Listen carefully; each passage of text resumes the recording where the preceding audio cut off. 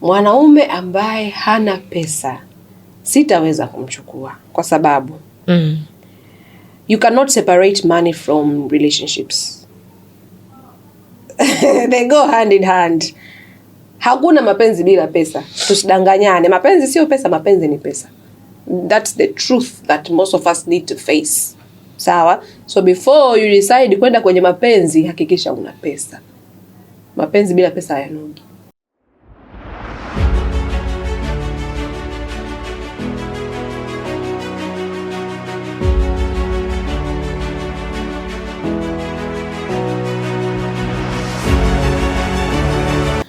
Habari yako mdau wa kipindi chetu pendwa cha Fix You with Kamrin. Majina yangu naitwa Irene Kamgisha na nakupongeza kwa kuona mwaka 2026. Hamjaniona muda mrefu sana kwa sababu tu ya majukumu ya kifamilia na mambo mengine mengi. Life is happening. So, nafurahi sana kwamba uko salama. Kama una uwezo wa kutizama kipindi hiki, manake Mungu amekuweka, Mungu amekulinda mpaka umevuka salama mwaka 2026.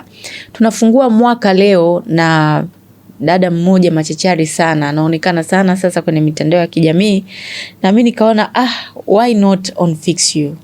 Kwa namleta kwenu Miss Wanda Gordon. Yeye ni CFE, lakini huyu ameshinda tuzo ya Tanzania Creators Awards kipengele cha financial literacy. Kwa tuko na mtu anayeaminika pia. Kama mtu anashinda tuzo, manake kila anachokitoa kwenye jamii ni kitu kizuri na watu wanaweza kufaidika nacho. Nachompendea udada ni kitu kimoja. Nimefuatilia content zake kadhaa na nimegundua katika kuelimisha ama kuhamasisha, yeye anatoa vitu vingi, details nyingi ambazo wengine wanalipisha. Yani kwa kumsikiliza tu, hata usiingie kwenye program zake, you can take a step na ukaenda ukawekeza na ukapata mileage kwenye mambo yako ya kifedha kwa sababu tumemfuatilia Wanda. Kwa hiyo nakukaribisha sana kwenye episode hii. Bado hatujafika mbali, ndo kwanza February inaishia of course, lakini bado ni mwanzo wa mwaka, hatujamaliza quarter. Kwa hiyo naamini unaweza ukafanya mabadiliko katika swala la pesa. Mnajua kabisa hapa tunapendaga mambo ya pesa na mambo ya kijamii mengine, lakini mambo ya pesa pia tunayapa kipaumbele. Kwa hiyo nakuletea Miss Wanda ili tuweze kujifunza. Tunajifunza mambo mengi kutoka kwake, hasa elimu ya fedha, eneo la uwekezaji. Ndio mambo anayoongelea zaidi. Karibu sana Miss Wanda. Asante sana Irene. Nimekutambulisha kwa wana Fix You kama hivyo, lakini pia unaweza ukawasalimia wasikie sauti yako. Pengine wamekuona TikTok, wapi wamekuona. Sasa wamsikie Miss Wanda. Alright. Habari, mimi ninaitwa Miss Wanda Gordon. Ni kama nilivyotambulishwa, mshindi wa tuzo za Tanzania Creators Awards kipengele cha Financial Literacy 2026, lakini pia ni mshindi wa tuzo za Young Women Entrepreneurs 2025, lakini pia mimi ni certified financial educator, yani mwelimishaji wa fedha, niliidhinishwa na BOT, lakini pia mimi ni engineer. I'm a petroleum engineer by profession. Okay. Yeah, so whatever I'm doing with financial literacy, it's out of passion. Okay. Passion which is driven by the dire need for financial freedom. Mimi napenda sana kuwa na uhuru wa kifedha, Irene. Fike mahala kwamba nisizunguke kuitafuta pesa, ila pesa ikazunguke ijilete yenyewe. Ijilete, nikae tu. Yeah. So mimi I'm all about passive income. I like it when money works for me because nina theory yangu ambayo naiamini kwamba pesa inaweza ikawa ni mtumwa ama ikawa ni bwana. Ni vile unaiweka. Ukiweka ikuwe bwana wako, ndio utafanya kazi mpaka unamaliza muda wa kazi na bado haujaishika. Lakini ukiweka kwa namna kwamba ikuzalishie faida, basi itakuwa ni very faithful servant na utaweza kunufaika. Nafanyaje sasa ili pesa inifanyie kazi? Unaiwekeza. Because pesa ndio hii ambayo tunaizungumzia. Okay. Ambayo utainunulia items ambazo ni perishable items. Ndio hii ambayo utaipakia makeup ya masaa machache. Lakini ndio hii ambayo utaenda utaiwekeza ili baada ya miaka kadhaa iwe na uwezo wa kukupa faida bila wewe kufanya kazi. Nitajuaje? Okay, tuanze hivi. Unapozungumzia uwekezaji, unamaanisha nini? Uwekezaji maana yake unakuwa unaweka pesa, muda au rasilimali. It's either of the three. Sehemu ili upate faida au ongeze thamani ya uwekezaji wako. Sawa? Anayefanya kazi mwajiriwa anawekeza muda wake, ndio maana analipwa. Mfanyabiashara anawekeza pesa zake kwenye bidhaa, kwa bidhaa zinamlipa. Lakini ambao pia tunawekeza kwenye financial investments, yani kwenye fursa za uwekezaji za kifedha, tunawekeza pesa ili pesa zetu zitulipe. Mimi nataka tujikite hapo kwenye uwekezaji kwenye fedha. Masoko haya ya mitaji na fedha. Nimekuona unayazungumzia sana, lakini ni elimu ambayo Watanzania kidogo hawana mwamko nayo hivyo. Lakini sasa hivi naona mmefanya kazi kidogo. Kwa kweli mwamko ni mkubwa. Hadi system inatikisika. System ikutegemea mwitikio. Yes. Watazamaji wa Fix You, nimewahi kukaa hapa tukazungumzia masuala ya uwekezaji katika hisa na Bwana Abasi Kimvuli. Kama hamkumuelewa yule, basi nawaletea tena Wanda Gordon na yeye aweze kuzungumza juu ya habari za hisa. Ndio. Mimi nataka nisikie kwanza kuhusu hisa. Hisa ni nini na nawezaje kufaidika nayo?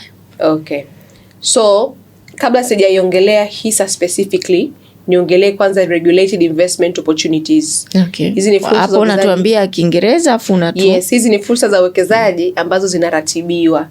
Sawa, and kuratibiwa manake kuna mamlaka nyuma yake ambayo inahakikisha kwamba usalama wa uwekezaji wako upo guaranteed na fedha yako inazalisha faida stahiki. Kwa hiyo efficiency of the capital ambapo unakuwa unawekeza sehemu ambapo unawekeza. So hapa tuna fursa 3 ambazo zimeratibiwa. Kuna bonds, yani hati fungani, ambapo kuna hati fungani za serikali, government bonds, na za makampuni.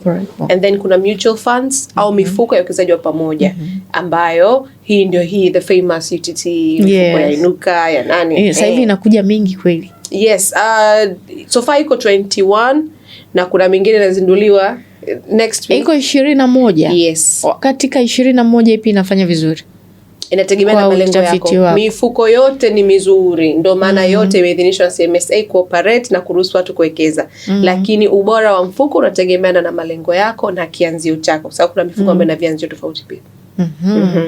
So the second was mifuko, and then the third ni hisa ama stocks. Yes. Ambazo hizi zinasimamiwa na DSE, Dar es Salaam Stock Exchange, na CMSA, Central Market Security Authorities, au mamlaka ya masoko ya mitaji na dhamana. So when we talk about stocks, ni sawa na wewe kuwekeza kwenye biashara ya mtu. Sawa. Nikupe mfano Irene, una milioni 10. Sawa. Ukaenda ukafungua duka la urembo. Sawa. Hujaifanyia tafiti ya biashara, ukaenda ukafungua duka la urembo. Kwa hiyo hela ya mzigo, hela ya mdada wa kazi, hela ya kodi, hela ya tozo, tariffs za serikali, registration, all costs included. Ukajikuta kwamba mwisho wa mwaka faida ulotengeneza ni shilingi 500,000. Sawa? And then you have the same milioni 10, ukaichukua ukaipeleka labda kwa nani anafanya biashara urembo anajulikana, Shia Illusions labda, I don't have the still there. Kwa mfano kaipeleka kule. Sawa? Yeye tayari ana jina, tayari ana wateja, tayari ana matawi pengine, si ndio? Halafu kwa kupeleka milioni 10 kule, wewe ukapata faida ya milioni 3. Okay. Pesa yako ungeiweka wapi? Kwa Shia Illusions. Exactly. So that is stocks. Kwamba it's an alternative of you operating your own business. Sawa, lakini unaoperate kwenye biashara ya mtu ambaye tayari kashajipata. Ana mifumo. Yani kwamba hata kama ukipata faida ya huku, hata kama ni tone la bahari, uwezi ukafananisha na maji kwenye kikombe. Umeona Yeah. Wow, I like that example. Yeah. Kwamba hisa ni mtu anaweka kwenye biashara ambayo tayari sio ya majaribio. Hapana. Ambayo tayari imeshajiestablish na imefanywa vetting na DSE na imeidhinishwa kwamba hii inaweza ikahandle capital na kugenerate profit kwa wawekezaji watakaoweka pesa hapa. Kuna mtu hapa anajiuliza na faidikaje? Hizo zina faida nyingi, lakini faida za kifedha ni 2. Alright? And of course this is where the core of the investment is. Kwamba utapata faida kwa mfumo wa gawio. Au dividends. Dividends ni faida unayopata kulingana na kila hisa moja unayomiliki. Sawa? Unavonunua hisa unawapa mtaji. Wao wanakuwa wanapata kitu kinaitwa shares equity. Ule mtaji wa kifedha kulingana na hisa ambazo wawekezaji tumenunua. Si ndio? Kwa hiyo wao wanakuwa wanaweza kutengeneza faida baada ya kodi. Okay, na operation costs zao zote wakishatoa. Sasa ile faida watagawana vipi na sisi wawekezaji? Sio tutaigawa kulingana na ile idadi ya hisa ambazo sisi tumenunua. Kwa hiyo unapata kwamba ni gawio. Kwa ukipata kampuni ambayo inakupa gawio kubwa, that's the better. Maana yake kwamba kuna efficiency ya production yako, ya pesa yako imeweza kukuzalishia faida kubwa zaidi. Okay? Kwa hiyo dividend ikiwa kubwa, it's a win. Lakini pia ukiwa na hisa nyingi, maana yake unapata gawio kubwa kulingana na idadi ya hisa nyingi ambazo ukiwa nazo. So how do you make the most out of kupata dividends nyingi? Nunua hisa nyingi, because it's a game of quantity. Yeah, you need more you need more stocks to get more dividends. Yes. So buy more stocks. That's what I tell people. Stock market is open Monday to Friday, 9:30 to 4 p.m. in the evening. Kwa hiyo nunua hisa hapo. Kuna makampuni takriban 28. The government is looking to list kampuni nyingine mpya. So nunua hisa. Kianzio chake ni kuanzia shilingi 4,000. Uko una hisa ambayo inauzwa shilingi 400, ukiwa una hisa 10, kwa sababu minimum purchase quantity ni 20 stocks. Kwa hiyo only with 4,000 you can be an investor in the stock market. In the stock market. And then faida ya pili ni capital gains. Capital gains ni ongezeko la thamani ya kipande. Kwa mfano, wewe leo ukaamua kununua hisa za kampuni X ambayo bei yake ni shilingi 3,000. Sawa? Ikapita miaka 8 pengine. Hisa hiyo kampuni kwa shilingi 11,000. Hatari hiyo. Hatari hiyo. Ndio tunaona wale maportfolio watu hatari kweli, lakini kumbuka kuna miaka 8 ya kusota, ya kutulia. Because mind you, nilipokuwa naongelea definition of investment, there was a key factor of time. Yes. Time ndio ina favor uwekezaji kwa njia ya capital gain. So the longer you wait, the more you get. Kwa sababu usisahau kwamba hii ni biashara ya mtu. Yeah. Biashara ile ambayo hata kama ungeiwekeza wewe kwenye biashara yako wewe ya vipodozi kwenye ule mfano, bado ungesubiri muda. Yeah, kila kitu actually kinachukua muda. Na pengine usingepata faida ya haraka. Na pengine kuna siku ambazo usingeuza biashara yako, si ndio? Na pengine kuna siku ambazo mifumo ingekwama, ungeshindwa kuoperate business, si ndio? So the same challenges ambazo ungeweza kupata kwenye biashara yako, the same challenges that could possibly happen kwenye biashara ambayo wewe umenunua hisa zake. Lakini what we get the advantage of ni muda. Kwamba we expect biashara maadam ina mifumo mizuri, maadam ina viashiria vizuri vya kiuendeshaji na kiutendaji na viashiria vizuri vya kifedha. Okay? Hii inaitwa fundamental analysis. Maana yake huko wewe unaweza ukaweka pesa yako, sababu kuna chances kubwa zaidi za pesa yako kuongezeka kwa thamani na kuzalisha faida. Nikuulize swali Miss Wanda. Kila kampuni iliyoko DC inatoa gawio? Hapana, sio zote dividend stocks. Kwa hiyo unavoongelea kupata faida kwa mfumo wa gawio, lazima ununue hisa ambayo ni dividend stocks. Najuaje? Unajua lazima ufanye research kabla hujaanza kununua hisa, lazima ufanye background check ya kampuni. Unaona, because initially we advise mtu anapotaka kuwekeza kwenye hisa aijue kampuni for at least 2 things. 1, kampuni inawekeza wapi? As much as tunawekeza ili tupate pesa, haishauriwi kuwekeza sehemu ambayo inaenda kinyume na maadili yako. Ndio. Si ndio? Kwa kama wewe labda nikuta mtu ni Muslim anataka kuwekeza kwenye Islamic investment. Umeitaja wewe. Kwa hiyo ile tu kuijua kampuni na deal na nini tayari inakuwa inamsaidia mtu kupata comfortability ya investment. Lakini mimi hapo I think it's debatable. Kwa mfano, sivuti sigara. Sivuti sigara. Lakini hisa yake inafanya vizuri. Kwa hiyo sasa ujue performance ya hisa yako, lazima ujue wavuta sigara wameongezeka wangapi. Zimeuzwa ngapi? Zimekuwa imported ngapi? Au watasema kwamba na support exactly, it's your business. Uvutaji wa sigara. Unamiliki hisa kwenye kampuni ya sigara. So, wewe ni nani? Wewe ni mmiliki wa biashara ya sigara. So if it's something against maadili yako, usiwekeze huko hata kama inafanya vizuri. If it's something against maadili yako na kama ni mtu ambaye you are ethically concerned when it comes to investment, then ile KYC tu itakusaidia kujua kwamba hapa ni mali sahihi kwangu kulingana na imani yangu kuwekeza pesa zangu kwa kununua hisa zake. That's 1. 2, itakusaidia kujua performance ya kampuni. You need to know company performance for at least the past 3 years. Hii itakupa a real picture of the company performance for the next 2-3 years. Unaona? Pia hizo fundamental analysis ambazo nimezitaja, si ndio? Cost efficiency, cost to income ratio, PE. Nikizitaja hapa bitu tuchukue makaratasi tuanze kuandika formula. Hapa kuna mtu anasema sasa udada Like there's a way you can analyze a company that inakuonyesha kwamba hii kampuni kweli inastahili kuwekezwa kwa mimi kununua. Na sasa hiyo si ndo kazi yako, mtu akija kwako. Yeah. Kwa nini mimi niteseke na hizo ratio wakati wewe upo? Wakati mimi nipo. Yes. Mimi niko hapa kwa ajili yako. Yuko kwa ajili yako. Na mwisho wa kipindi hiki atakuja ataje namba zake za simu. Miss Wanda, ili usaidike ukawekeze, usione tu watu wanaposti portfolio, maana sasa hivi ndo style Insta. Ukiingia tu unakutana na portfolio. Portfolio zinahamasisha. Portfolio mtu kawekeza jana, leo sijui milioni ngapi, leo 12. Huyu mwingine bilioni. Huyu jamani. Alafu unajua pia sio AI. Yeah. It is reality. Yes. Yeah, the market is taking off. Ila. Changamoto ni pale ambapo ikishuka. Yes, 1. 2, changamoto ni pale ambapo portfolio yako imekuwa kwa kampuni ambayo viashiria vyake vya kifedha ni vibovu. At some point itashuka.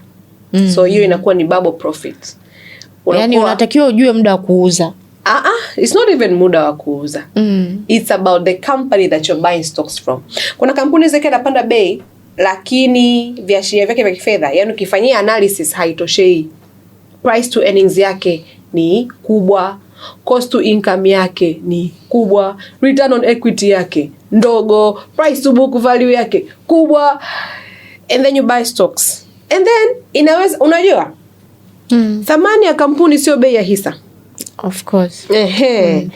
Bei ya hisa inatokana na ile market demand and supply. Story tumeambiana, tudanganyana, hii nunua. Mtu anatoa kapiga mshindo wake huko na mamilioni yake, ananunua, kinunua anapandisha bei.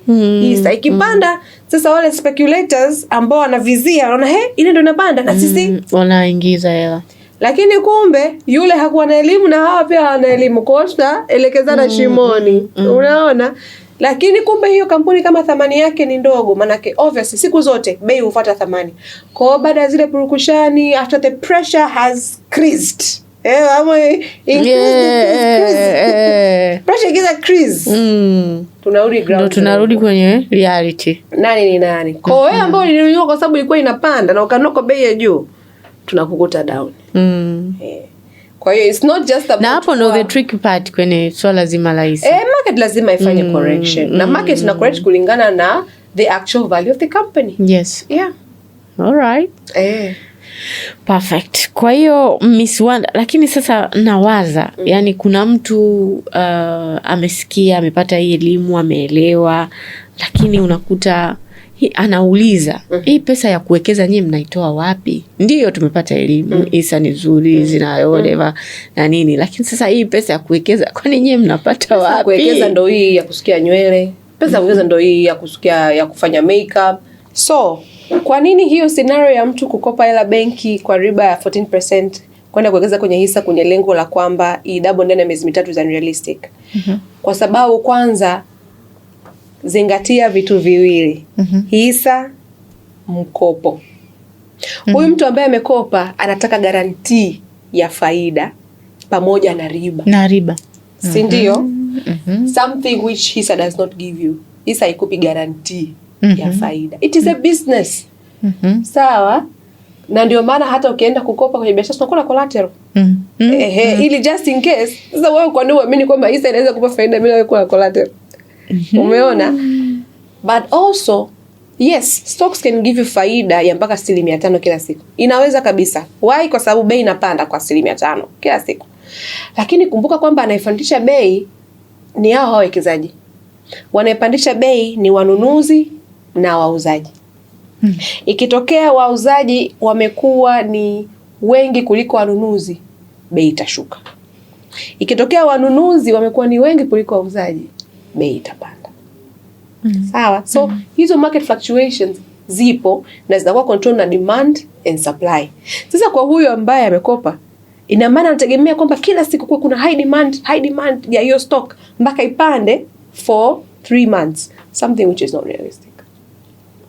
Mikopo ninayoiongelea hapa ni hii mikopo kama ya SACCOS yenye riba ndogo. Utaka mkopo kana riba 2% na unaweza ukaiservice kwa let's say mshahara wako ama una biashara ya kando, you can pay back that loan. Si ndio? Na sio inakuwa sio bila kuaffect. Yes, inakuwa sio ile mikopo mikali kausha damu. Yaani ukokope kausha damu ukawekeza kwenye hisa, utachanganyikiwa. Utakupoteza kwa kifupi. Si ndio? Because imagine sasa, okay, system iko down jana na leo. Sasa imagine ndio huyo mtu inaibuka imeshuka. Unaona mambo haya, yani pressure inafanya pressure. Kutafuta naongea mwenyewe barabarani. Yani sawa risk, lakini nyingine it's a little too extreme. Yeah. Kwa kikoba unakopa kwa sababu kuna vikoba ambavyo mnakopa kwa kuaminiana, hamna hata riba. Sindio? Mnaaminiana, tunakufahamu, kuna mdhamini, unakopa unawekeza kwenye hisa, unapata kale kabachi kadogo, you continue with life. Unaendelea, sindio? Unaendelea kulipata misaada ya ndugu. Kuna watu ambao ndugu zao they are ready to help them financially. Really? Yeah, mtu hana akili ya biashara, ndugu yake anamwambia bwana tukusaidie na nini? How much you need? Sindio? Mimi nipeni mtaji nikawekeze. Unapewa mtaji ambao hauna riba, hauna repayment, unawekeza kwenye hisa. Lakini sio mikopo ya benki. Ukataka ulipe riba miezi 3, hiyo tukaona kitu kimepanda 5,000. Na yeye sasa akaniambia, nimesema hivyo kwa sababu niliona kwako ilipanda, double in 1 month. It is very true. Mimi ya kwangu double in 1 month. Lakini ni kwa sababu hisa nilionunua demand yake ilikuwa inapanda kila siku for the whole month. Lakini it is the same stock ambayo at some point pia ilishuka. Na ikapanda tena na ikashuka. Kwa hiyo ups and downs in the stock market are there. It is not the kind of investment that would give you 100% assurance kwamba ni utegemee kwamba mimi hapa yani mimi naenda nachukua hela zangu zote natupia hapa ndani ya miezi 2 nitapata faida mara 2. It doesn't work like that. Hisa sio betting. Hisa sio speculation. Ukiwa speculator kitakuramba vibaya mno. Kwa sababu kama pia unataka kutengeneza faida ya haraka, inabidi uweke mtaji mkubwa. Na ukiweka mtaji mkubwa, kipita panga apita hela nyingi, si ndio? So I'd highly advise kwa mtu kuwekeza vyanzo vya mapato ni kama kwanza ni affordable, kwanza 4,000 from your own pockets, jichange, anza kuwekeza, jitengenezee utaratibu wa kiuwekezaji. It is something you can do. Pia unakuwa unaweza nidhamu ya kifedha. Unapoanza kuwekeza ile portfolio inavyopanda, unapata motisha wa kuendelea. Ndio. Ona, lakini pili, hii mikopo ambayo haina riba au yenye viriba vidogo. Bas, lakini na vyenye masharti nafuu. Au ambayo havina masharti kama hiyo misaada kutoka kwa ndugu na watu wa familia yako. Alright. Sawa. Kwa hiyo bila shaka hapo watu wameelewa jamani. Kama mjaelewa kuhusu hisa, amesema yote. Inaweza ikapanda, inaweza ikashuka, kampuni inaweza ikapata hasara. Ikipata hasara kampuni, mimi na mwekezaji na inakuwaje? Unapata hasara pia, pesa yako siko mule, wewe si mmiliki wa kampuni. Kwa hiyo na mimi napata hasara. Yes, lakini unajua uzuri ni kwamba gawio utapata kulingana na idadi unazomiliki, unless kampuni declare incapability of provision of dividends, kwamba badala ya pesa ikupe hisa, which is a better option. Wewe ambao uchague kati ya kupewa gawio pesa na gawio hisa, kipi bora? Gawio hisa. Sasa I'll choose gawio hisa. Because in the latter years ikisha simama tena utakuwa na advantage ya gawio kubwa. Si ndio?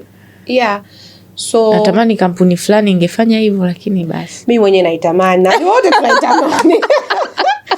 Nimeona wanaizungumzia tunaweza tukanemeka, lakini kwa fractional shares.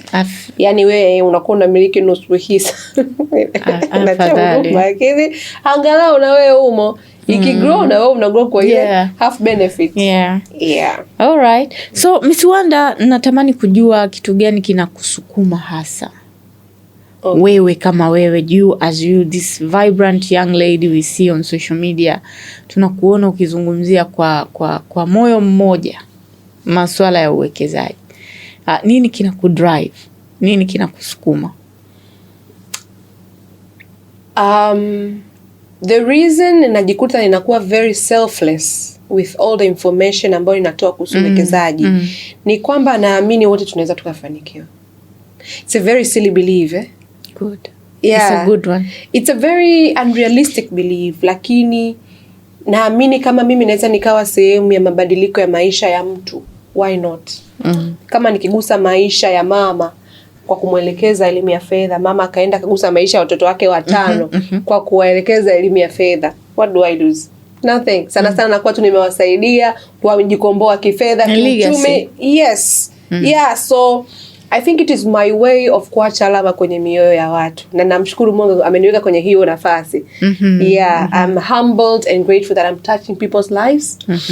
Inanipaga moyo sana inapoenda, unaweza kuta umeenda saluni and then nakuja tu mtu and they just give you a hug. Yeah.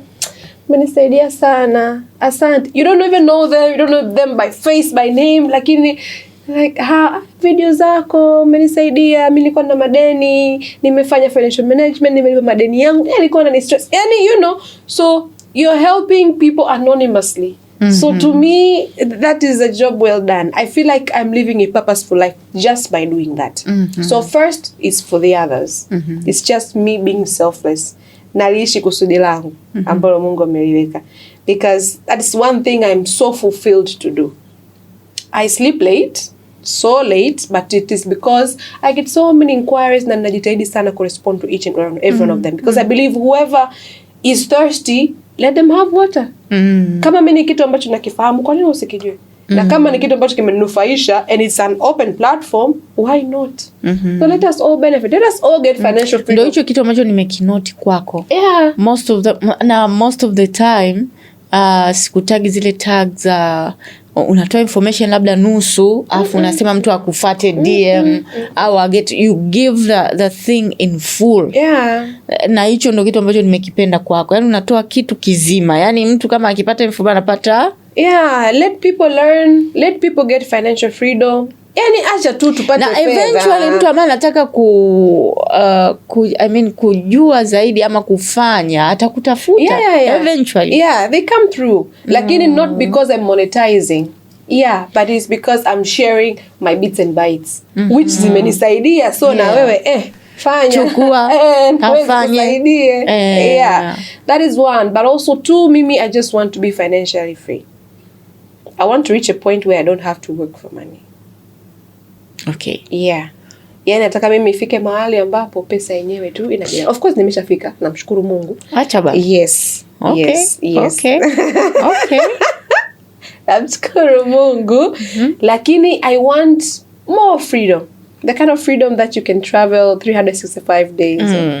Umefikaje Miss Wanda? Yani ulikuwa unafanya biashara, ulikuwa umeajiriwa, yani umefikaje at such a young age? Mimi nilianza zamani jamani, wala nisiwe muongo. Nilianza zamani, nifunguliwa account na babangu. Okay. Yes, at age 5. Okay. Nikawa na account ya shilingi 16,000. It was for a challenge ya kibubu. Tulikiwaga kibubu. We were 3 of us. Now there's just 2 of us. Nyumbani. Yes, me and my siblings. So wote tukaambiwa tunzeni pesa, atakayefikisha 10,000 anafunguliwa account. Account ya bank. Account ya benki. Okay. That was year 2000 and ngapi huko. Zamani. I was so young. Sasa mimi ya kwangu yafika 16,000. Wenzangu wote hawana vibubu, washavunja, washakula hela. Yes. Kwa that ilimpa moyo sana babangu, akafurahi akanifungulia account. So since then nikipewa hela ya shule shilingi 2,000, 1,000 nakula, 1,000 naweka benki. Nilikuwa na safari ya kwenda benki kila siku Ijumaa. Hapo niko darasa la 2. Really? Yes, class 2. Real talk. Kila siku nikitoka shule, kila siku Ijumaa napita benki na ninawaambia kabisa mama, leo nitachelewa, nitaenda benki ya pale TPB nilizokuwa kana nione jamani, niambie mtoto una akili utafika mbali. Naeka 1,000 vyangu. Kila siku nasema kata si. Natunza. So nikaendelea. Hivyo. There was a day nilipewa hela, baba alinipa hela pungufu. Kwa zilikuwa ni split sasa, nitumie na niweke akiba. Kwa siku akanipa 1,000. Sasa nikasema hapa nitumie niweke akiba. Nikasema hapa, kwa sababu ilikuwa ndio hela nauli ya kwenda shule, nyingine ya kula na nyingine. Kwa nikatembea kwa miguu nipate hela kuweka akiba. Wow. Alafu finally nikakutana naye barabarani. Baba.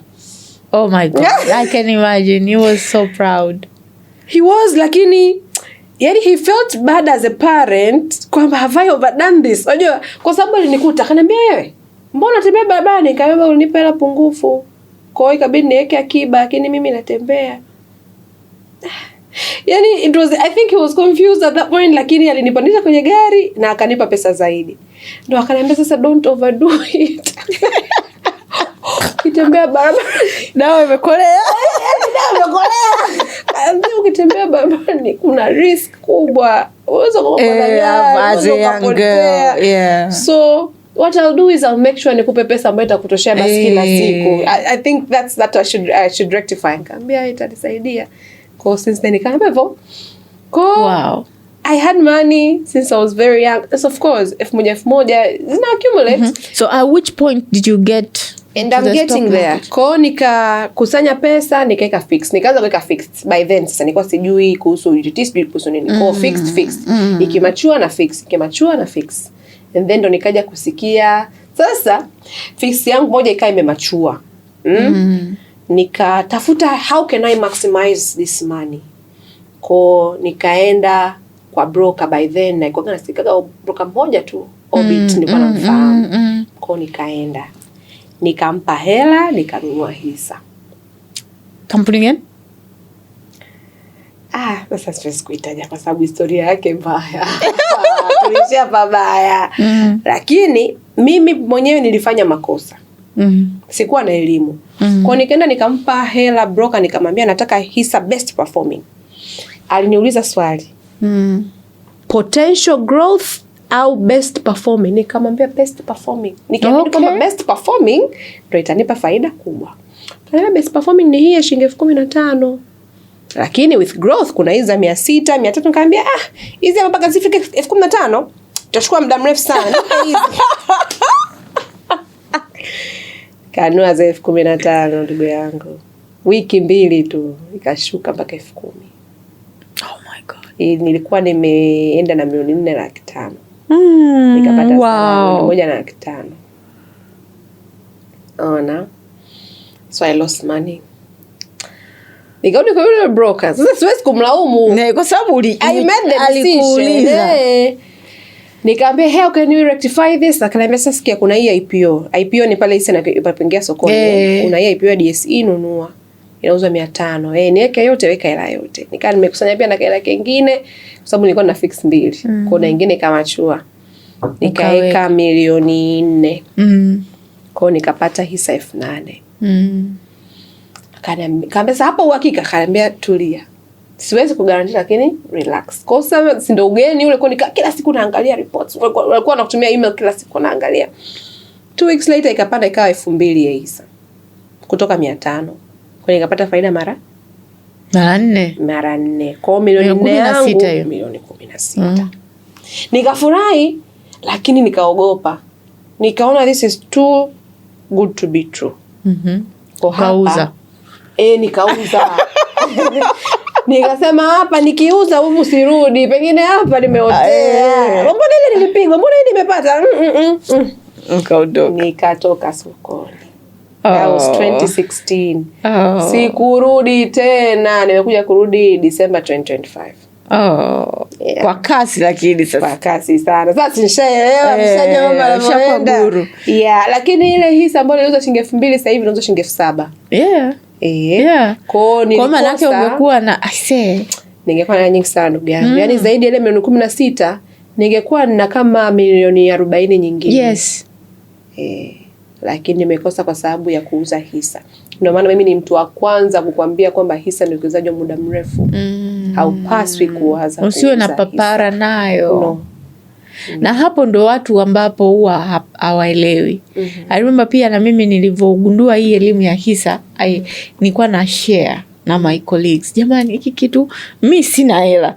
But if you have Unajua yani kuna ile unakuwa na moyo tu kwamba mimi sina hela, lakini wewe kama unayo weka huko utafaidika. Mtu anakuambia yani ninunue sijui shilingi 500, sijui kae miaka mingapi ndio ije ifike sijui huyo mtu kama anaangalia kipindi sasa hivi atakuwa ameshajijua. Miaka 5 si imepita tu. Wapita marais wangapi? Imepita. Yani close your eyes open, miaka imeenda. Yani mtu nilimconvince jamani hata milioni weka. Basi nikaachana naye bana. Leo atakuwa anaona portfolio. Niliweka kwa kiwango nilichokuwa nacho muda ule na sijawahi kutoa. And today kwa kweli Amprika angalia ka portfolio pale. Nafurahi.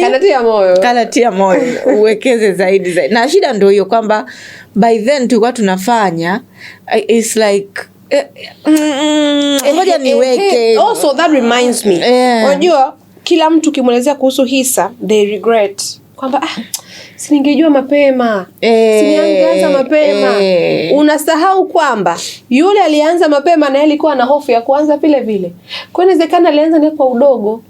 Kwa wewe ukija kuongeza mtaji mkubwa, unaweza kujikuta unapata faida kubwa kuliko yeye. Si ndio?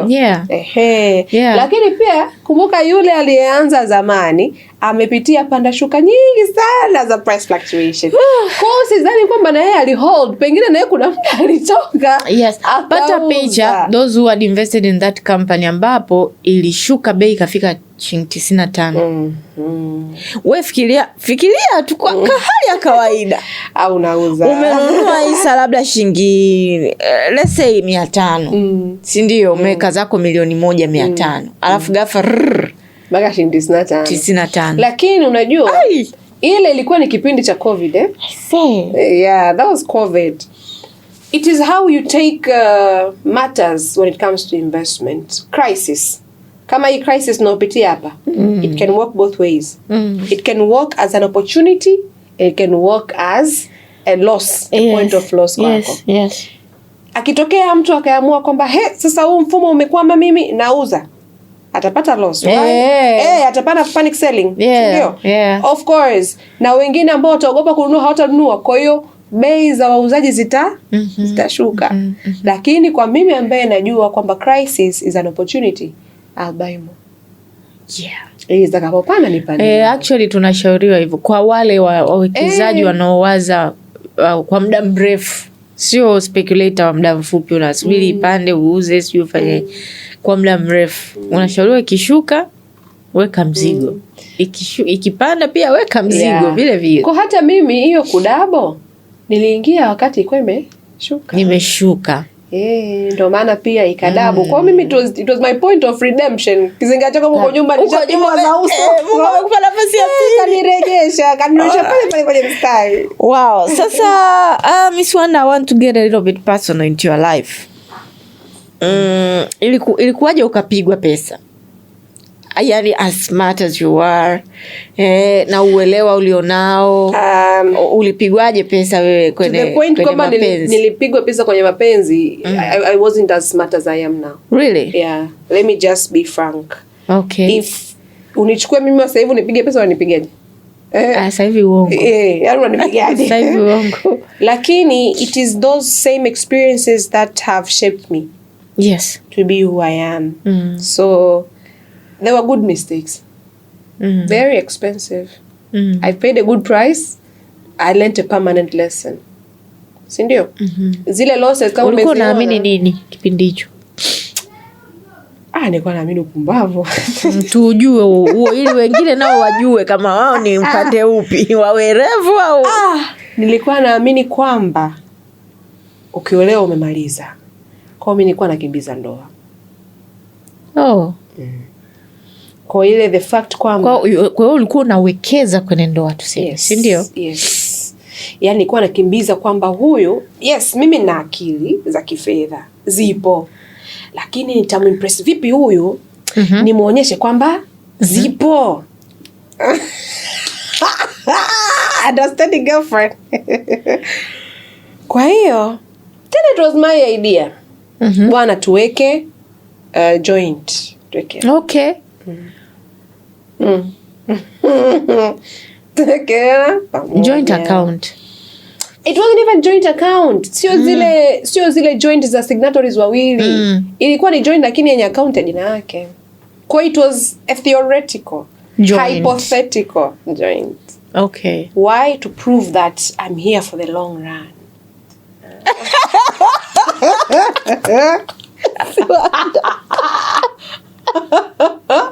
I'm here to stay. Yeah? I can check it.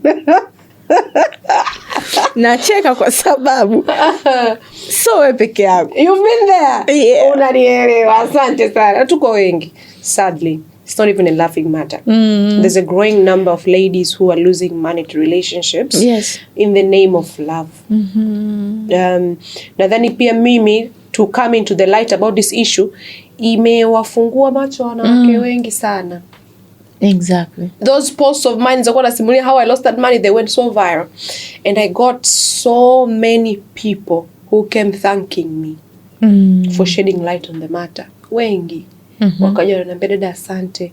Mwingine alinichekesha akaniambia dada, yani mimi ndo nilikuwa nimetoka kukagua frame hapa, nimlipie mkataba kasaini yeye, yani nimlipie frame ili tufanye biashara. Kwa hiyo ndo nimekutana video yako dada, nahisi ni kama Mungu. Dada asante.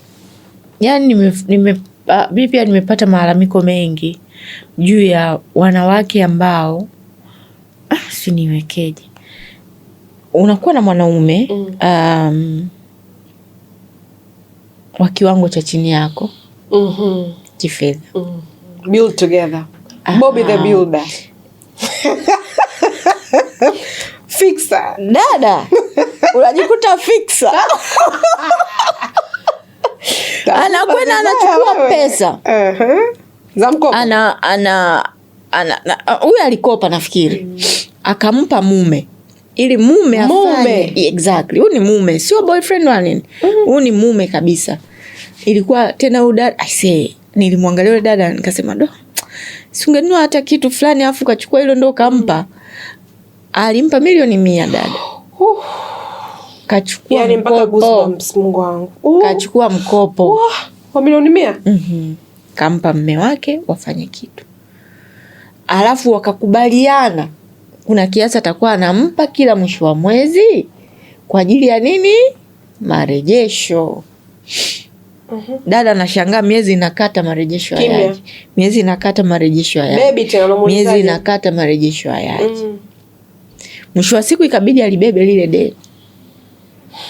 Akalilipa na matokeo ya zile pesa hajawahi kuonekana. And I think if I remember well, this lady, that man alikwenda kumbe akajengea mtu mwingine ile pesa. Akajengea. Sasa huyu dada ndo anakuja kwako. Mtu mwingine mchepuko aire. Ndio. Kwa hiyo anakuja kwako anakuuliza hivi mimi nifanyeje? Niendelee yani hivi sijui kama unanielewa. Kwa hiyo mimi nifanyeje? Ingekuwa ni wewe Miss Wanda. Mimi nishakutana na mtu hivyo. Mshauri. Nishakutana na mtu hivyo pia. Sasa siwezi kaongelea sija kasema huyu daktari huyu hana siri. Lakini I meet a lot of. Kwa hiyo unamshaurije mtu kama huyu ambaye amechukua mkopo akampa mume kaenda. No, yuko hapo, so how to move kutoka hapo? Maana kosa ni si kosa bali kurudia kosa, si ndio? Unajua Irene, ukianza kushauri mambo ya ndoa dada yangu, utaanza kugombana na watu kwa sababu kila mtu ana imani yake when it comes to marriage. Kuna mtu ambaye anaamini ndoa ni permanent mpaka kifo kiwatenganishe. Kwa hiyo kuna mtu pia ambaye anaamini, others believe in divorce. Others believe in living through the pain. Mwingine anaona utakuwa na ushindi. Anafunga 3 kama.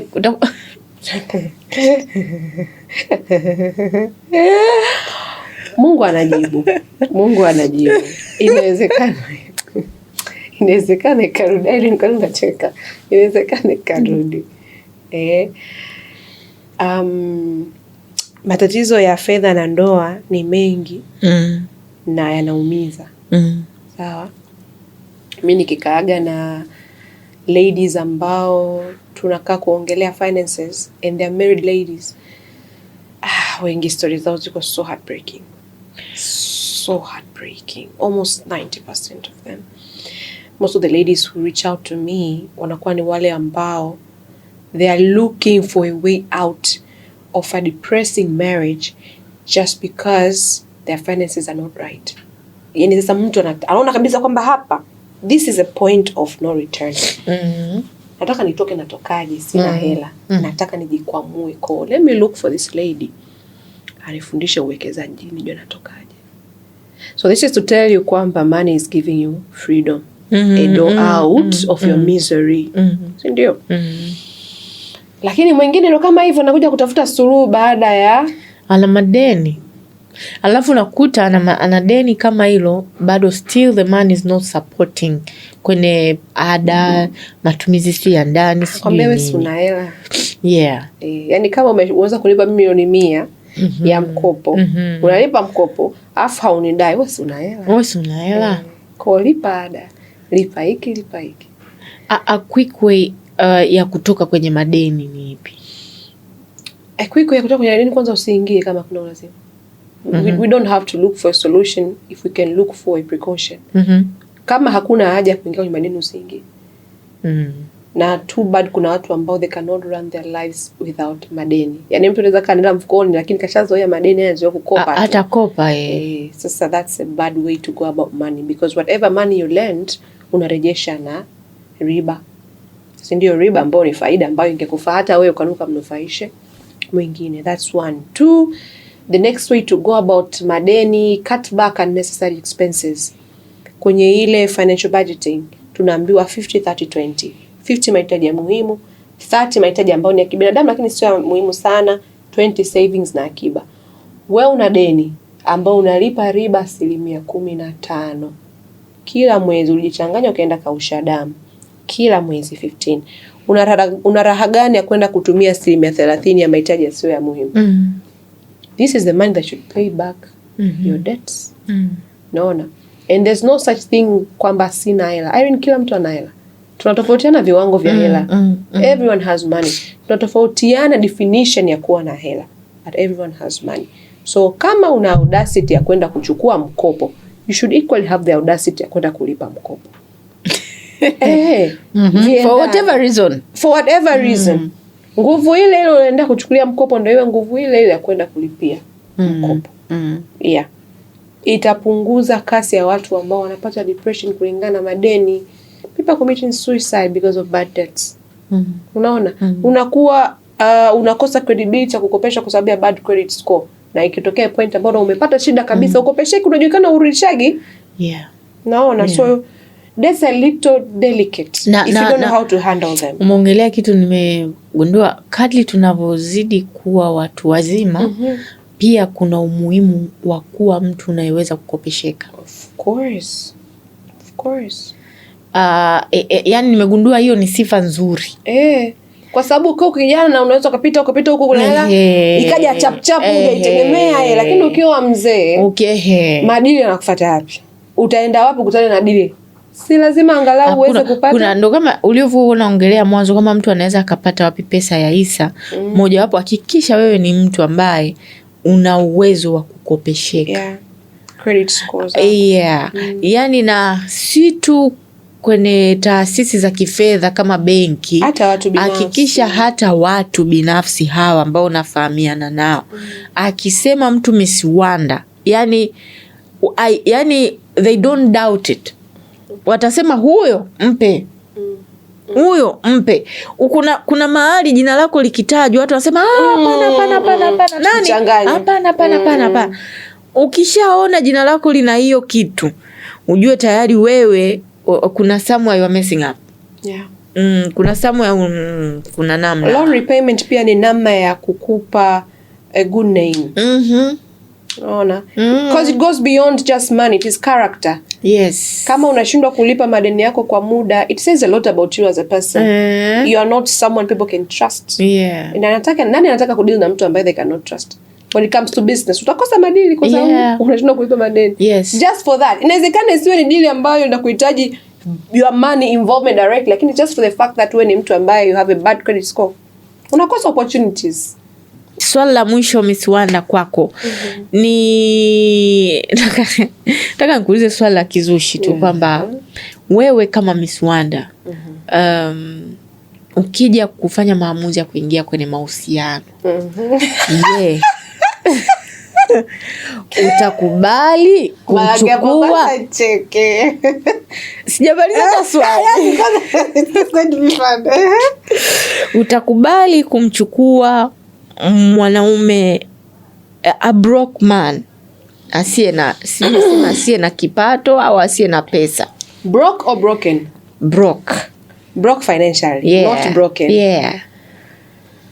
Mwanaume ambaye hana pesa sitaweza kumchukua kwa sababu you cannot separate money from relationships.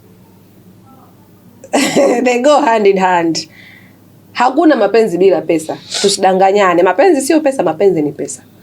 That's the truth that most of us need to face. Sawa? So before you decide kwenda kwenye mapenzi, hakikisha una pesa. Mapenzi bila pesa hayanogi. Sawa? Right? Kwa hiyo waliambia a broke man dadangu istaweza. Why? Because it's going to be either of us providing. And then if it's not him, it's me. You. So why would I get into a relationship where I am the provider? I'm a lady. I need to be provided for. I may have a huge portfolio of millions of money, but it doesn't take away my place as a lady. Bado ni mwanamke. Bado nataka kutunzwa. Wacha bado nataka kulelewa. Au sio? Nataka kuhudumiwa. Kwa hiyo my money is my money and itakuwa kwa ajili ya watoto, na kama tutafikia kwenye hatua ya ndoa, pengine kwa miradi ya kifamilia upon formalized agreements. Sema kwamba ndo tukishaingia kwenye ndoa kwamba kwa vile nina hela milioni 20 ya chapu nikupe, hiyo haitoki. Kama tumekubaliana kufanya biashara ama mradi kama wa kindoa, tutasaini mikataba, mwanasheria atakuwepo, tutajihakikishia kwamba documentation zote zimenyooka, nitajihakikishia pesa yangu iko salama na majina yangu yako in bold and caps. Sawa? Kama tutafika huko. Lakini hatutafika huko na mtu ambaye hana hela. Money is essential in a relationship, Irene. Let no one lie to you. Hakuna true love kukiwa kuna pesa. Kwa mimi mtu aje niambie nakupenda mapenzi ya kweli afu hana hela, ni uongo. Lakini kwa nini usimpe nafasi? Labda atakuja atakuwa. Nimpe nafasi ya kumpa hela? A chance to be in your life for potential growth. Ndio maana nilikuuliza Irene, broke or broken? What's the difference? Broke hana hela. Broken ni mtu ambaye inabidi umfix character, hela, kila kitu. So you need to invest a lot more on a broken man than a broke man. Either is bad. Hamna mwenye afadhali. Lakini broken is worse. Lakini for me, I simply wouldn't take a man ambaye hana pesa, kwa sababu kwa nini hauna pesa kama mwanaume? I'm sorry. Sorry to ask. Okay, I'm not even sorry. Why don't you have money as a man? You are a father. Even if you're not a father, you're a potential father. You are a provider. You are the Adam. Adam with the responsibility ya kutunza, kuongeza, kukuza. Go read the Bible. The manual is there. The kind of Adam that a man should be is in the Bible. Genesis page 1 kabisa pale ipo. Sasa unakuwa mawapi? Wacheka. So mimi I'm Eve and I will not step up to be Adam. Sawa. Na if I'm in a relationship with a broke man, nitakuwa forced kuishi katika nafasi ambayo kibiblia sio nafasi yangu, sio nasema Biblia. Kweli kabisa. Kwa mimi naliheshimu neno la Mungu. Alright. Na kwa kusema hayo, lazima Adam awe na uwezo wa kutunza, kulea, kuzalisha na kuongeza. Na ili uweze kufanya hivyo vyote lazima uwe na mtaji. Kwa hiyo Adam yoyote aliyeko huko, Adam tafuta mtaji. Kwa hiyo wewe hautaweza kumsupport labda akikwama huyu mwanaume? Kiukweli hapana.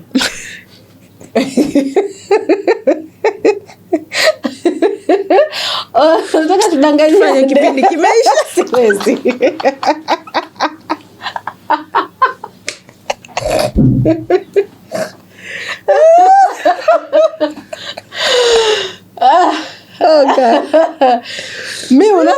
siwezi. Hapo sitaweza kwa kweli.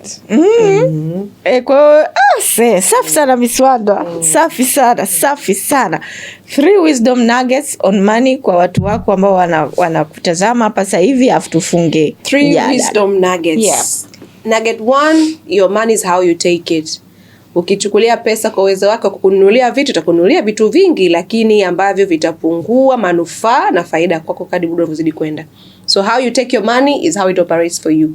Rather look at your money with an eye of growth than an eye of expense. Second, the earlier you start investing the better. Ukianza uwekezaji mapema ndio vizuri. Kwa sababu uwekezaji una favor time. Sawa, na time tulionao ndio sasa hivi. Hatuwezi kurudi nyuma tukasema tuziwai zile hisa za zinauzwa 600 ambazo sasa hivi zinauzwa 13. Kuna 13, kuna 600 yetu na sisi tunayo, ni vile tu kuijua ili na sisi baada ya miaka 8 ijayo tuhesabia yenyewe ikiwa ikishika kwenye 13. Third, endelea kujifunza masuala ya fedha. Kuna ubunifu mwingi, a lot of innovation, a lot of new information kuhusu masuala mazima ya fedha na uwekezaji. Make sure you're updated ili siku zote uwekeze sehemu ambayo inakupa faida kubwa. Usijifunge kwenye uwekezaji ambao kwa sababu tu ya imani yako na kwa kutokujua fursa nyingine unabaki huko miaka nenda ule, wakati ka faida kako ni lazima ujifunze ku maximize profit. Huo ni mtaji wako ambao unabidi ukupe faida kubwa iwezekanavyo. So you need to learn the investment opportunities na namna kutengeneza portfolio, yani namna kutawanya uwekezaji wako ili kwamba uweze kutengeneza faida kubwa kutoka kwa mtaji huo ulionao. For more information, follow my pages. Mimi naitwa Miss Wanda Gordon. On Instagram natumia Miss Wanda Gordon, on TikTok pia natumia Miss Wanda Gordon. Asanteni kwa kunisikiliza. Alright. Jamani, that was Miss Wanda. Kwa kweli I like Miss Wanda. Kamoja ya essential ya Fix You, I like people who are truthful. Napenda people ambao wako real. Haitajalisha wewe unamdefine vipi mtu. Yani as long as yeye anaishi kwenye ukweli wake, huyo ni mtu mzuri sana kwangu mimi, kwa mtazamo wangu. Kwa hiyo namshukuru sana Miss Wanda kwa kufika hapa leo. Majina yangu mimi naitwa Irene Kamgisha or Kamrin. Unaweza ukanifollow Instagram Irene Kamgisha _ TikTok, Facebook, X ambayo ilikuwa Twitter, natumia majina yangu Irene Kamgisha. Make sure you share, make sure una comment tuweze kujua una maswali. Miss Wanda tutamtafuta tena na tena mpaka pale kiu yetu itakapokuwa imekata kabisa, kuhakikisha kwamba tumeelewa masuala ya fedha na sisi tunapiga hatua. Lengo sio kukufurahisha, kwa kweli niseme. Kama wewe nimekufurahisha, nafurahi kwamba umefurahi, lakini utanifurahisha zaidi ukichukua hatua na kuanza kuelekea uhuru wako wa kifedha. Tukutane tena kwenye episode ijayo.